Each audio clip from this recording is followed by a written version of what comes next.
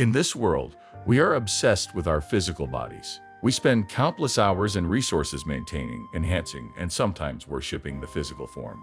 But what if the body wasn't meant to be the end-all, be-all? What if after spiritual enlightenment, your body no longer matters? Today, we'll explore a radical idea: why your body isn't needed after enlightenment and how your spirit is what truly carries you through eternity. Our lives revolve around the physical. From birth to death, we are taught that our bodies define who we are. Society tells us that we need to be physically attractive, strong, and capable.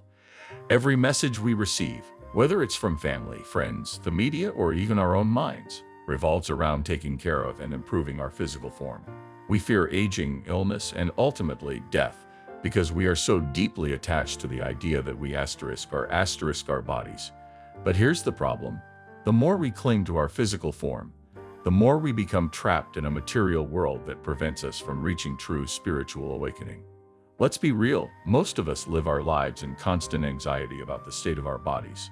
We fear sickness, we fear getting older, we fear death because we believe it's the end of us. But what if I told you that your body is not who you are? What if I told you that your true self, your spirit, is far beyond the limits of your physical form? The challenge we face as spiritual beings is this: we must let go of our attachment to the body in order to fully experience enlightenment. But how do we do that when the entire world seems to be telling us otherwise? Let's break this down a little further. Why are we so attached to our bodies?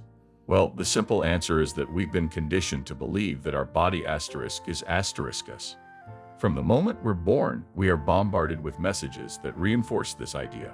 We learn early on that the physical world is all there is, and our body is the tool we use to interact with it. But here's where things get interesting. Many spiritual traditions teach that the body is nothing more than a temporary vessel, a container, if you will, for the spirit to experience the material world. It's not who we are. It's not permanent. In fact, once we reach spiritual enlightenment, the body becomes irrelevant. Consider this: when you reach enlightenment, you realize that your spirit is eternal. Your body, on the other hand, is temporary. It will age, decay, and eventually die. But your spirit, that divine spark within you, lives on. Once you reach this level of awareness, the fear of death begins to fade. You understand that your true self is not bound by the physical form, and that is a liberating thought. Imagine living without the constant fear of death. Imagine being at peace with the knowledge that your spirit will continue regardless of what happens to your body. This is the kind of freedom that comes with enlightenment. The Bible speaks to this idea in many ways. For example, in the Gospel of John, Jesus says, "The Spirit gives life. The flesh counts for nothing. The words I have spoken to you, they are full of the Spirit and life." John 6:63. Jesus understood that the body is merely a vessel. It's the spirit that matters. After all, when Jesus rose from the dead, he didn't return in the same physical body. He transcended the physical realm, showing us that the spirit is far more important than the flesh. But here's where it gets tricky. We live in a world that is obsessed with the body.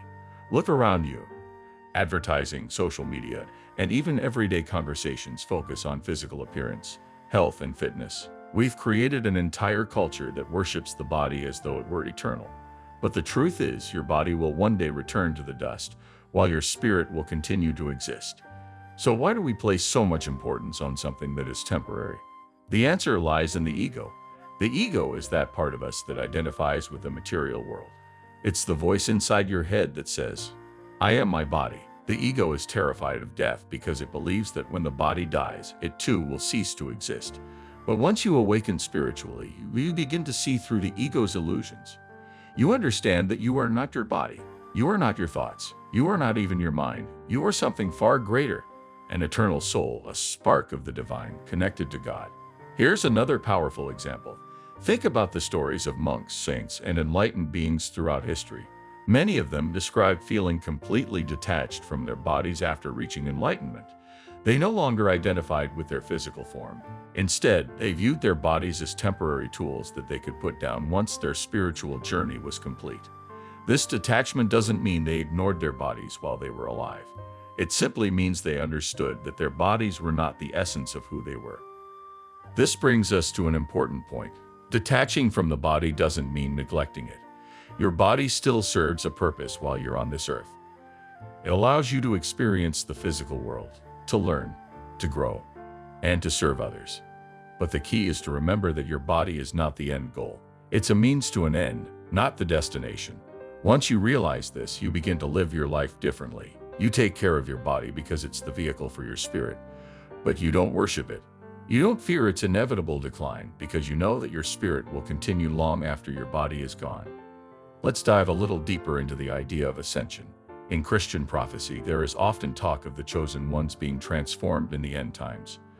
These individuals will ascend to a higher plane of existence, one where the physical body is no longer needed. This ties directly into the idea that after enlightenment, the body becomes unnecessary. In fact, many believe that during the ascension, the physical body will be left behind entirely as the spirit rises to a new level of existence. This concept of ascension isn't unique to Christianity. In many spiritual traditions, there is a belief that once a person achieves enlightenment, they no longer need their physical body. They have transcended the material world and are now living fully in the spiritual realm. This doesn't mean they disappear or cease to exist. It means they've moved beyond the need for a physical form. Their consciousness has expanded to the point where they are no longer limited by the body. But how do we reach this level of enlightenment? How do we let go of our attachment to the body and fully embrace our spiritual nature?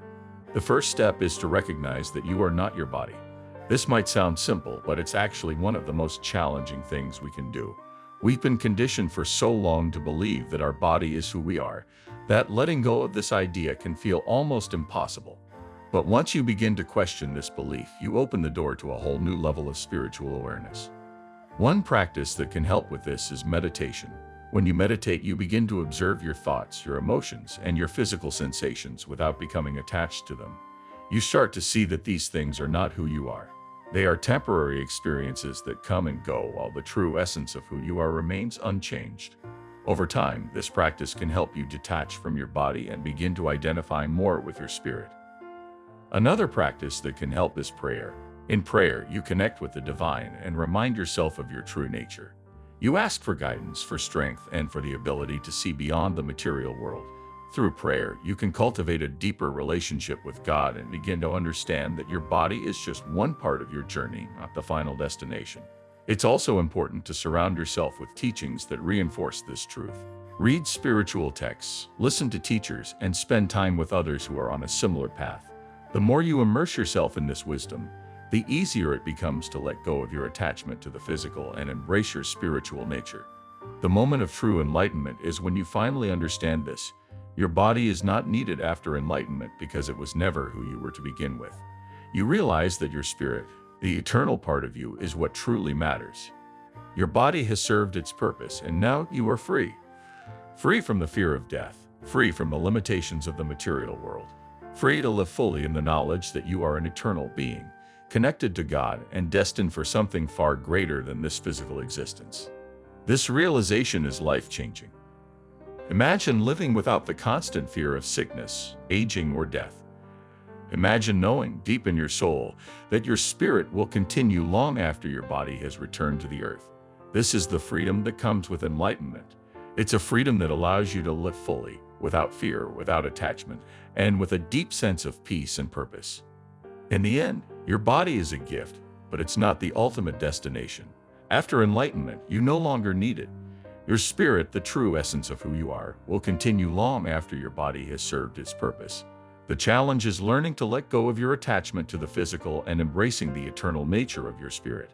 Once you do that, you'll realize that enlightenment frees you from the limitations of the body and connects you to something far greater, your eternal self in union with the divine.